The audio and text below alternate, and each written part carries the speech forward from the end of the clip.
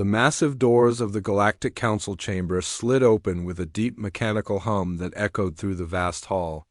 Jake Morrison walked forward with steady steps, his black diplomatic uniform crisp and clean against the alien architecture that surrounded him. Behind him came Katie Williams, her military advisor badge catching the strange purple light that filled the chamber. The other human delegates followed in silence, their faces showing no emotion as they approached the center of the room. The chamber was enormous, built to house representatives from dozens of different species across the galaxy. Floating platforms held various alien forms, some breathing different atmospheres, others requiring special gravity fields to remain comfortable. The air itself felt thick with tension as Jake reached the speaking platform at the center of the room. Chancellor Vexthara rose from his elevated position, his reptilian form towering over the assembled crowd. His scales shifted from deep green to an angry red as he looked down at the human delegation. The Chancellor had ruled the hegemony for over 3 centuries, and his voice carried the weight of absolute authority when he spoke. "Humans of the Terran Federation," he began, his words translated instantly into dozens of languages throughout the chamber. "You have been summoned here to receive the final decision of the Galactic Council regarding your species and your place in civilized space." Jake Morrison stood perfectly still, his weathered face betraying nothing.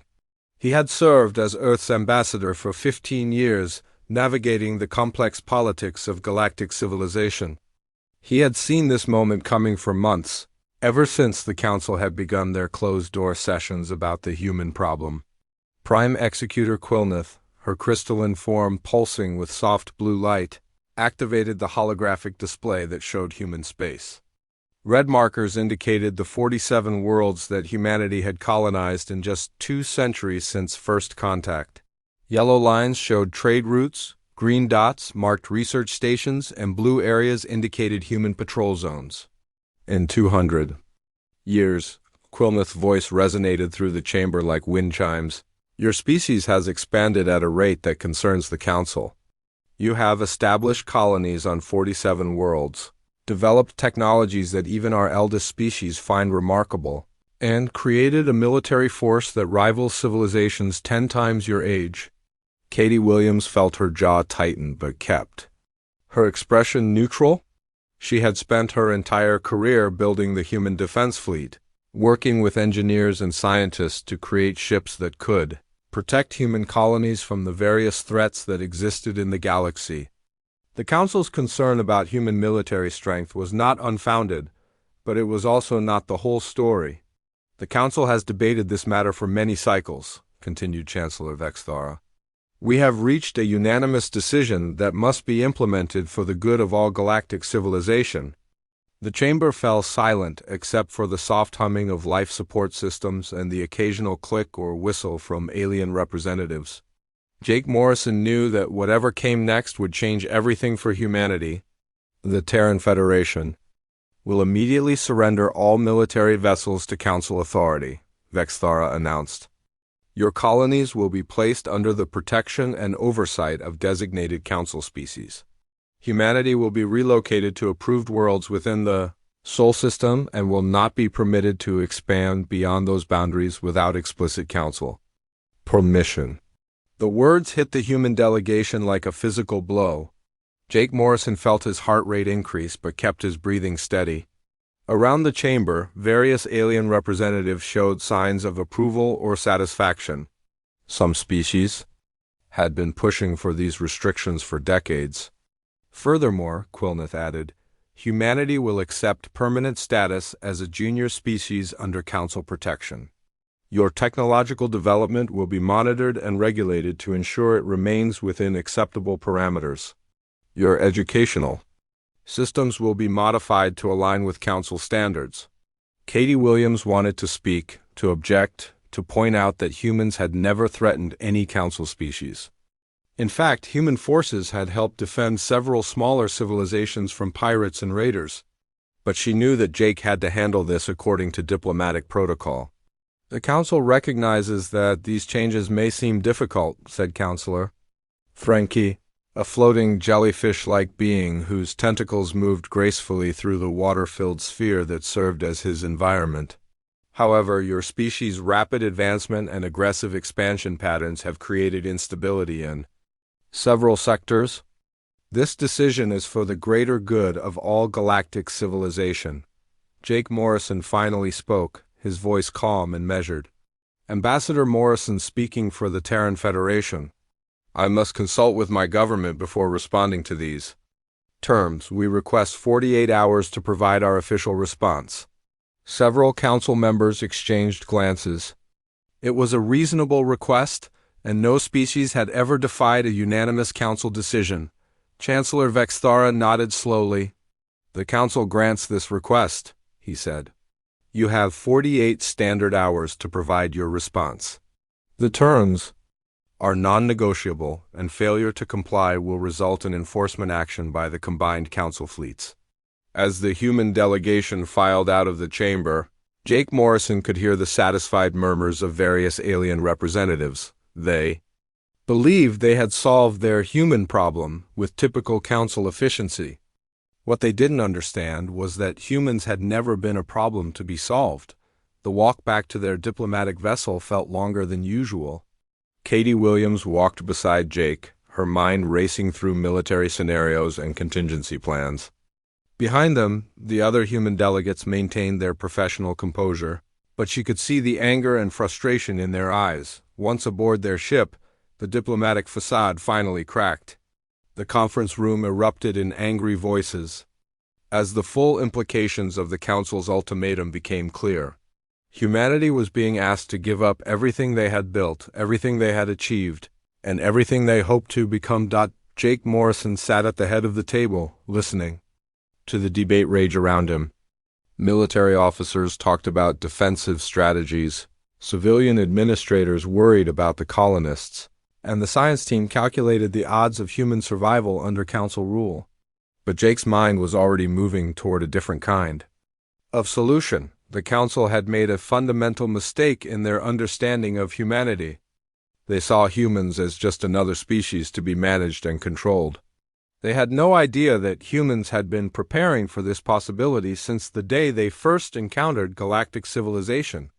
Deep in classified files marked with security codes that only a few people knew, was a plan that nobody had expected to use. Protocol Exodus was about to become humanity's greatest gamble. The human diplomatic vessel moved through space at a steady pace, its hull gleaming under the light of distant stars. Inside the ship's main conference room, the atmosphere was thick with tension and barely controlled anger. Jake Morrison sat at the head of the polished metal table, his fingers steepled in front of him as he watched his senior staff argue about their impossible situation. Colonel Rick Hayes slammed his fist on the table, making the water glasses jump.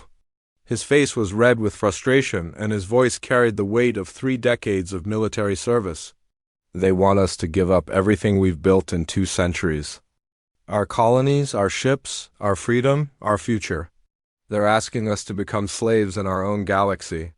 Katie Williams nodded grimly from her position near the wall display. The holographic star map showed human space in blue, with all 47 colonies marked in bright points of light. Each point represented millions of human lives, families who had left Earth to build new homes among the stars. The military implications are clear, she said. Without our fleet, we can't protect our people. Without our colonies, we lose our economic base. Without our independence, we lose our soul. Dr. Lisa Parker, the chief xenobiologist, manipulated the holographic display with quick gestures. The star map zoomed out to show the broader galactic context, with council space marked in various colors.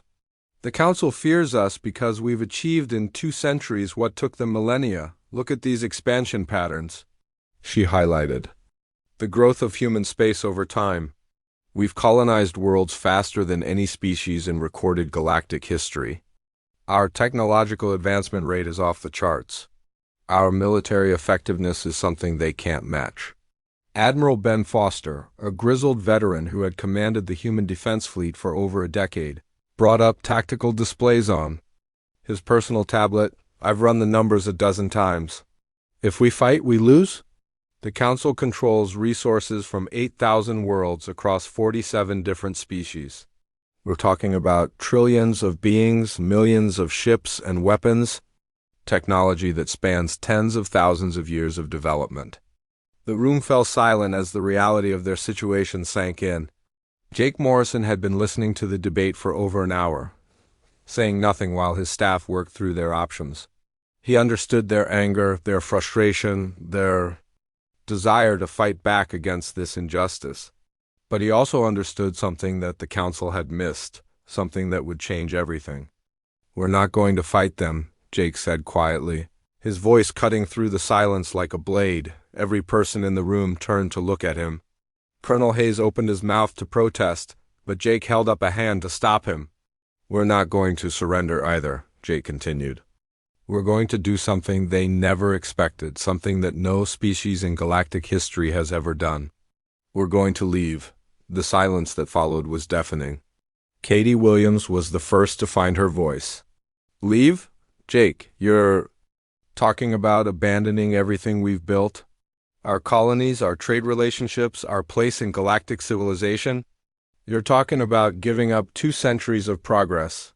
Jake Morrison stood up slowly, his weathered face showing the weight of the decision he was about to make. "I'm talking about saving our species and our future. We're not abandoning anything, we're relocating. We're going to implement protocol." "Exodus?" Dr. Parker's eyes widened with shock. "Protocol Exodus?" "Jake, that's theoretical. It's a contingency plan that was never meant to be used." "It's not theoretical anymore," Jake replied. "The technology exists. The preparations have been made. We've been ready for this possibility since the day we first encountered galactic civilization." Admiral Foster leaned forward, his interest clearly piqued. "You're talking about the Deep Space Exploration Program, the intergalactic drive systems, the long-range colony ships that officially don't exist," Jake nodded. "For 20 years, we've been secretly developing technology that goes beyond anything the Council knows about. Our deep space exploration teams have already identified potentially habitable regions in the Andromeda Galaxy. We have the ships, we have the navigation data, and we have the industrial capacity to make it work." The room erupted in discussion as the implications became clear. Katie Williams pulled up classified files on her tablet, scrolling through technical specifications and mission reports that were marked with the highest security classifications. The Andromeda survey missions found over 200 potentially habitable worlds. The travel time is significant but manageable with our new drive. Systems, Colonel Hayes was studying tactical reports on his own device. "The logistics are staggering. We're talking about evacuating 47 colonies, moving our entire industrial base and transporting over 2 billion people across the void between galaxies." "It's been done before," Dr. Parker said, her voice filled with growing excitement. "Not on this scale, but our ancestors left Earth to colonize the stars. We're just taking the next step." Jake Morrison walked to the holographic display and zoomed out even further, showing the space between galaxies. "The Council thinks they can control us because we need their galaxy. They're wrong. We don't need their galaxy. We don't need their approval. We don't need their protection. We need our freedom, and we're going to take it." Admiral Foster was already running calculations on his tablet. The evacuation would have to be coordinated perfectly. We'd need to move fast before the Council realizes what we're doing. Every colony, every ship, every station. We leave nothing behind that they can use against us. What about our people?" Katie Williams asked. "The colonists, the families, the children? Are we asking them to give up everything they know for an uncertain future in an unknown galaxy?" Jake Morrison's expression softened slightly. "We're asking them to choose freedom over slavery. We're asking them to trust in human ingenuity and determination. We're asking them to believe that we can build something better than what the Council is offering us." The debate continued for hours, but the fundamental decision had been made. Humanity would not bow to the Council's demands. They would not surrender their independence. They would not accept the role of a junior species in someone else's galaxy. They would leave, and they would build their own future among the stars of Andromeda. As the meeting finally broke up, Jake Morrison stood alone in the conference room, looking out at the stars through the viewport. In 48 hours, he would deliver humanity's response to the Galactic Council. It would be a response that would shock the galaxy and change the course of galactic history forever. The humans were about to do something that no species had ever done before. They were going to walk away from everything they had built, not in defeat, but in defiance. They were going to prove that sometimes the greatest strength comes not from fighting, but from having the courage to forge your own path among the stars. The Galactic Council chamber felt different when Jake Morrison returned exactly 48 hours later. The same alien representatives sat in their designated positions. The same purple light filled the vast space, and the same air of absolute authority surrounded Chancellor Vexthara. But something had changed in the human ambassador's demeanor. He walked with the same steady steps, wore the same black diplomatic uniform, but there was something new in his eyes. Katie Williams followed behind him, along with the other human delegates. They took their positions at the center of the chamber, facing the assembled representatives of galactic civilization. The silence was heavy as Chancellor Vexthara rose from his elevated platform, his reptilian form casting long shadows across the floor. "Ambassador Morrison," the Chancellor began, his voice carrying across the chamber, "the Council awaits your response to our terms. We trust that the Terran Federation has made the wise decision to accept our guidance and protection." Jake Morrison stepped forward, his hands clasped behind his back. He looked up at the various alien representatives, meeting their eyes with calm determination. When he spoke, his voice was clear and steady, carrying to every corner of the vast chamber. "Chancellor Vexthara, honorable members of the Galactic Council," Jake began, "the United Terran Federation has carefully considered your terms. We thank you for your time and attention in this matter.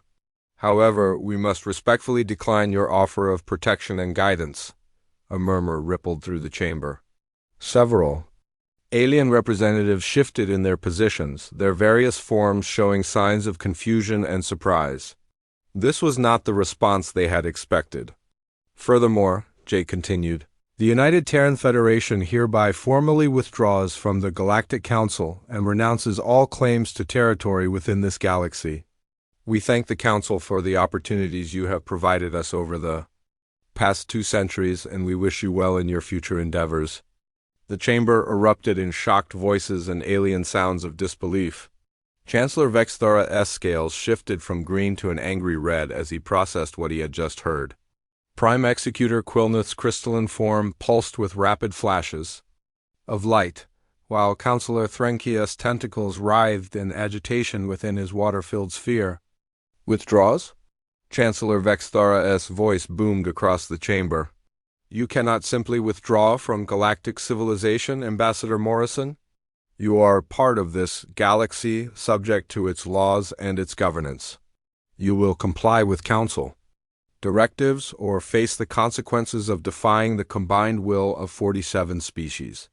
Jake Morrison's expression remained calm and professional. "With respect, Chancellor, we choose neither compliance nor defiance. We choose to leave." The words hung in the air like a thunderclap.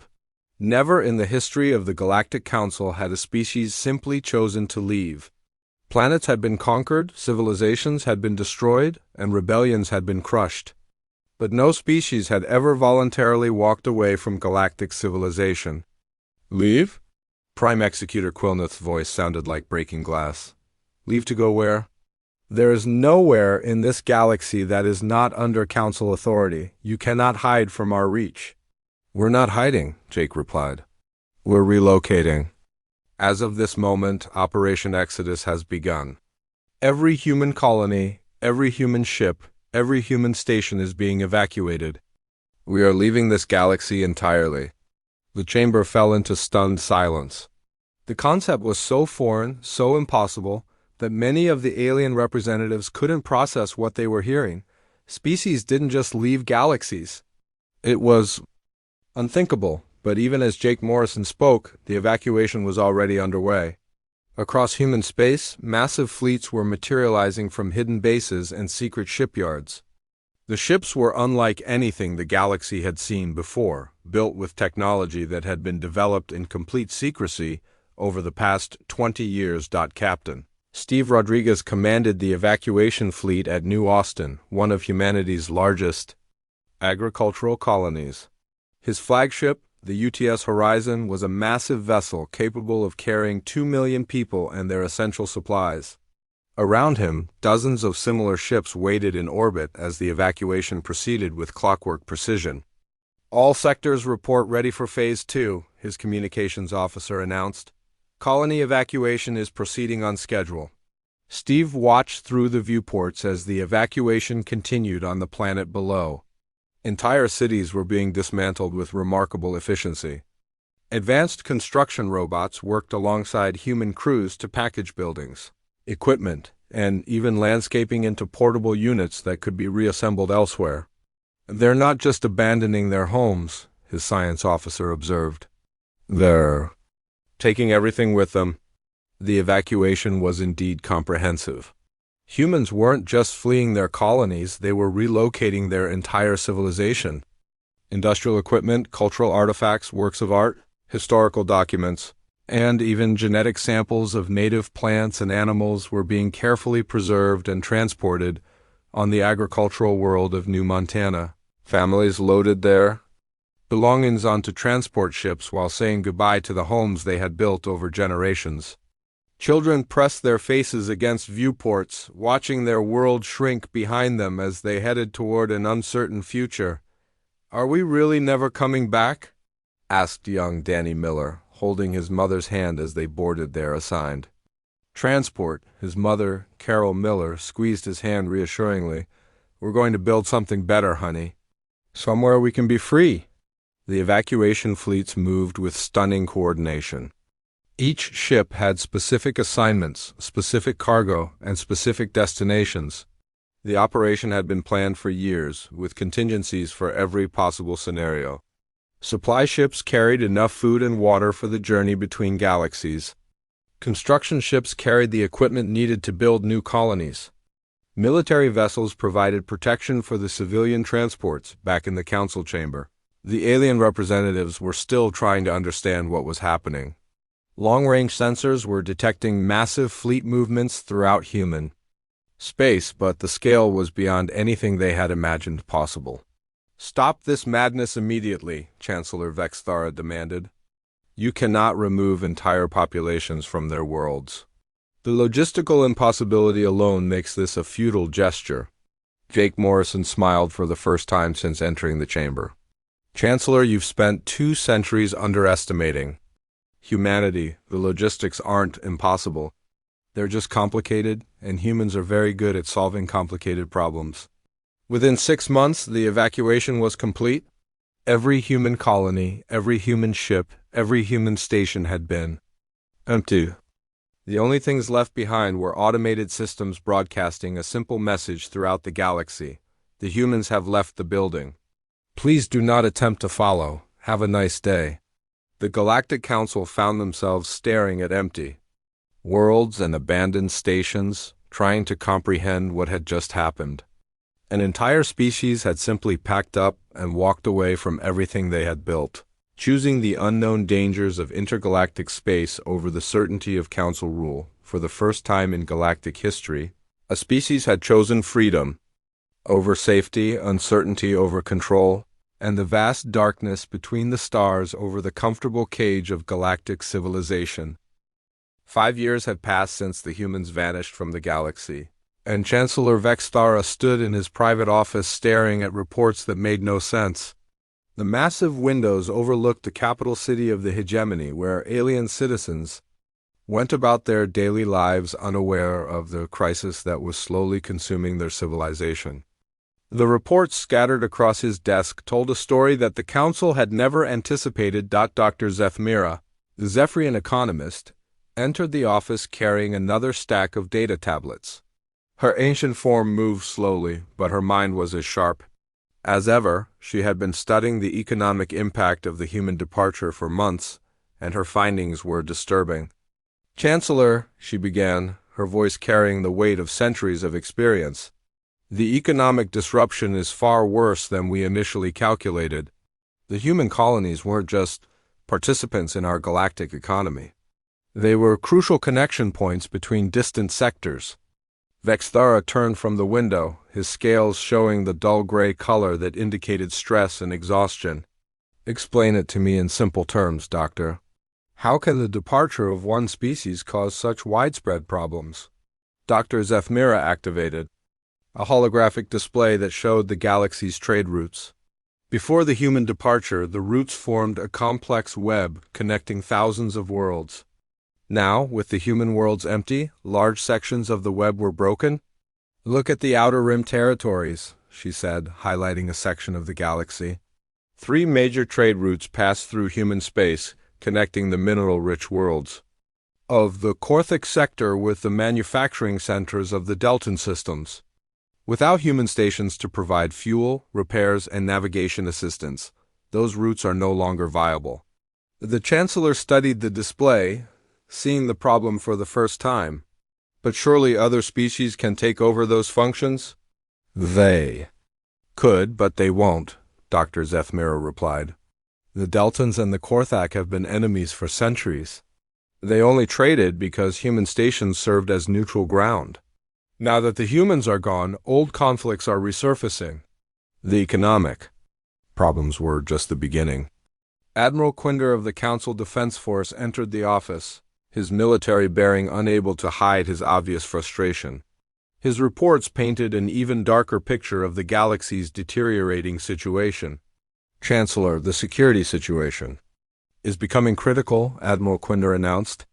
Without human peacekeeping forces, we're seeing conflicts erupt across 17 different sectors. Vexthara gestured for the Admiral to continue, though he dreaded what he was about to hear. The Korthic Syndicate has begun expanding into former human territory, Admiral Quinder explained. They're claiming salvage rights to abandoned human stations and using them as bases for raids against neighboring systems. Our forces are spread, too thin to respond effectively. The holographic display changed to show military incidents across the galaxy. Red markers indicated active conflicts, yellow showed areas of tension, and orange marked regions where piracy was increasing. The pattern was clear. Everywhere humans had maintained a presence, chaos was following their departure. What about the Void Stalkers? Vexthara asked, referring to the notorious pirate fleet that had been contained for decades. They're operating with complete impunity, Admiral Quinder replied grimly. Human patrol routes covered the main shipping lanes in the neutral zone. Without those patrols, merchant losses have increased by 400%. The insurance companies are refusing to cover shipments through those areas. Dr. Zethmira pulled up another display showing communication networks. The humans also served as translators between species that couldn't communicate directly. The Crystalline Collective and the Hive Minds used human linguists to conduct diplomatic negotiations. Without them, several important treaties are breaking. Down, the Chancellor sat heavily in his chair, the weight of the crisis pressing down on him. The Council had assumed that humans were just another species to be managed, but they were discovering that humanity's role in galactic civilization had been far more complex and important than anyone had realized. There's something else, Admiral Quinder said, his voice dropping to a whisper. Our long-range sensors are detecting massive construction projects in the void between galaxies. The humans aren't just surviving out there, they're building something. The holographic display switched to show sensor readings from the edge of the galaxy. The data was fragmentary and unclear, but it suggested enormous structures being built in the darkness between star systems. Energy readings indicated industrial activity on a scale that rivaled anything in the galaxy. Building what? Vexthara demanded. We don't know, Admiral Quinder admitted. But whatever it is, it's big. And it's getting bigger. Prime Executor Quilnith materialized in the office through her quantum projection system, her crystalline form pulsing with urgent light patterns. Chancellor, we have a problem. The Neutral Systems Alliance is demanding that we restore stability to the trade routes. They're threatening to withdraw from the Council if we cannot guarantee safe passage for their merchant fleets. The crisis was accelerating beyond anyone's ability to control it. The carefully balanced system of galactic civilization was falling. Apart without the humans to serve as mediators, peacekeepers, and innovators. Species that had coexisted for centuries were returning to old conflicts and suspicions. Perhaps, Dr. Zethmera said carefully, we should consider the possibility that our actions regarding the humans were ... premature. The words hung in the air like a forbidden thought. The Galactic Council had never admitted to making a mistake, never acknowledged that their decisions might have been wrong. But the evidence was overwhelming.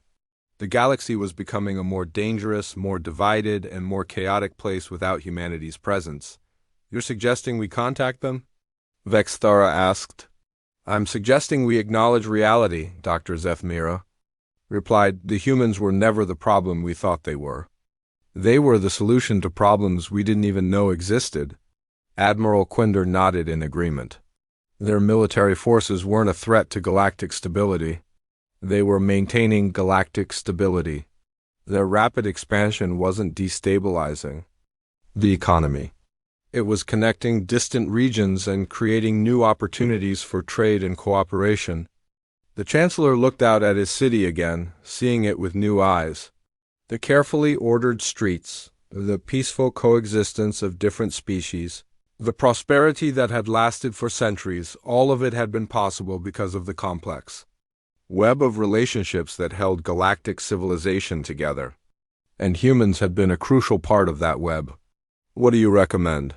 He asked finally. Dr. Zethmera and Admiral Quinder exchanged glances. The answer was obvious, but it would require the Council to do something they had never done before. We need to ask them to come back, Dr. Zethmera said, before it's too late. The galaxy was learning a hard lesson about the true nature of strength and stability. Sometimes the most important contributions are the ones you don't notice until they're gone. 15 years had passed since the humans vanished from the galaxy, and Chancellor Vexthara stood in the emergency session of the Galactic Council facing the greatest crisis in recorded history. The chamber that had once been filled with the confident voices of galactic civilization now echoed with desperate whispers and fearful discussions. Through the massive viewports, the night sky showed an ominous red glow where star systems once shone with steady light. The Devourer fleet had emerged from the galactic core 6 months ago, ancient mechanical ships that consumed entire star systems to fuel their incomprehensible hunger. No one knew where they had come from or why they had awakened after millions of years of dormancy. What everyone knew was that they were systematically destroying everything in their path, converting matter into energy and leaving nothing behind but empty space. Admiral Quinder stood at the center of the chamber, his once proud military bearing now showing the strain of months of desperate fighting. His uniform was wrinkled, his eyes were bloodshot, and his voice carried the weight of impossible losses. The Devourer fleet has consumed 47 star systems in the past month alone. Our combined fleets are fighting courageously, but we're losing ground every day. The holographic display showed the extent of the destruction. Red zones marked areas where the Devourers had completely consumed star systems. Orange zones showed active battlefields, and yellow zones indicated regions under immediate threat.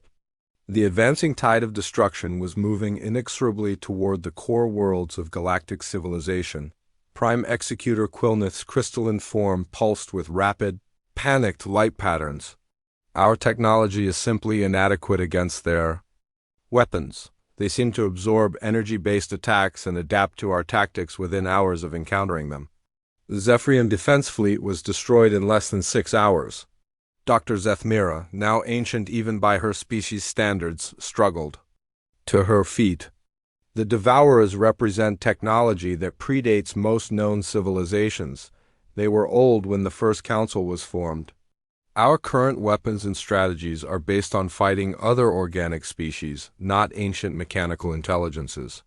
The chamber fell silent as the implications sank in.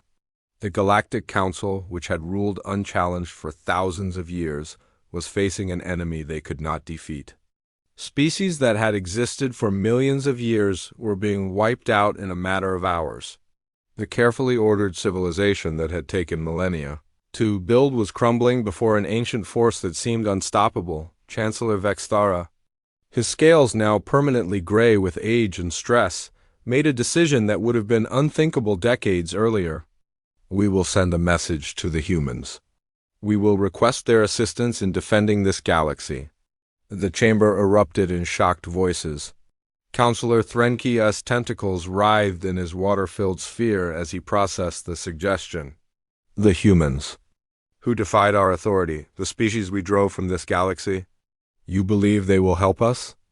They're our only hope, Vexthara replied simply. Every other option has failed. If we're going to survive this crisis, we need help from beings who think differently than we do. The message was transmitted toward the void between galaxies, sent on frequencies that human ships had used during their evacuation. It was a simple communication, stripped of the formal language that usually characterized council pronouncements. To the United Terran Federation, the Galactic Council formally requests assistance in defending against an existential threat to all life in this galaxy. We acknowledge our previous errors in judgment and would welcome discussions regarding renewed cooperation. The response came 3 days later, not as a transmission, but as a fleet. Human ships emerged from hyperspace at the edge of the galaxy, but these were not the vessels that had departed 15 years earlier. The new ships were massive, sleek, and beautiful in ways that defied description. Their hulls seemed to absorb light rather than reflect it, and their energy signatures were unlike anything in the Council's databases, but the humans were not alone. Alongside the familiar designs of human vessels came ships of completely unknown origin. These new vessels were elegant and organic-looking, with smooth curves and surfaces that seemed to shift and flow like living tissue. The combined fleet was enormous, easily matching the size of the entire Council Defense Force. Admiral Mary-chan appeared on the main communication screen, her image crystal clear despite the vast distance. She wore a uniform that was recognizably human but incorporated design elements that suggested outside influence. Behind her stood figures that were clearly not human, tall, graceful beings with features that seemed both alien and strangely familiar. Chancellor Vexthara, Admiral Chun said, her voice carrying across the chamber with quiet authority. We received your message. The Terran Federation and our allies from the Andromedan Alliance are prepared to assist in defending this galaxy from the Devourer threat. The Chancellor struggled to find words. Admiral Chun, we are grateful for your response. We understand that our previous actions may have damaged the relationship between our peoples. Admiral Chun's expression remained neutral. The past. Is the past, Chancellor? What matters now is the future. We're willing to help, but our assistance comes with conditions that are non-negotiable. The terms were surprisingly simple. Humanity would return to their former territories as equals, not as subjects. The Council would formally recognize the sovereignty of all species and their right to self-determination. The old system of junior and senior species would be abolished, replaced by a truly representative form of galactic government. Most surprising of all, the humans showed no desire for revenge. They had not returned as conquerors seeking to punish those who had wronged them. They had returned as neighbors offering partnership in the face of a common threat. We accept your terms, Chancellor Vexthara said without hesitation. The galaxy needs your help, and we welcome you back. The battle against the Devourer fleet lasted 3 months. Human ships, supported by their Andromedan allies, fought alongside Council forces using tactics and technologies that the ancient enemy could not counter. The humans had learned during their exile, adapting and growing stronger in the darkness between galaxies. The final battle took place in the heart of the galaxy, where the last Devourer command ship made its final stand. Admiral Chun stood beside Chancellor Vexthara on the bridge of the human flagship, watching as the ancient threat was finally defeated. We never understood, the Chancellor admitted as the last enemy vessel was destroyed. We thought your strength came from your aggression, your expansion, your military power, we were wrong. Admiral Chun smiled, the first genuine smile she had shown since returning. Our strength comes from our ability to adapt, to learn, and to build something better. We didn't leave to punish you, we left to grow. And now we're back, not as conquerors but as partners. The galaxy had learned a hard lesson about the true nature of strength and cooperation. In the years that followed, the new galactic government became more diverse, more innovative, and more peaceful than anything that had come before. The human exodus had taught everyone that sometimes the greatest victories come not from fighting, but from having the courage to walk away and forge a new path forward. The humans had returned home, but they had brought with them the wisdom of the void and the strength that comes from choosing hope over fear, growth over stagnation, and cooperation over domination.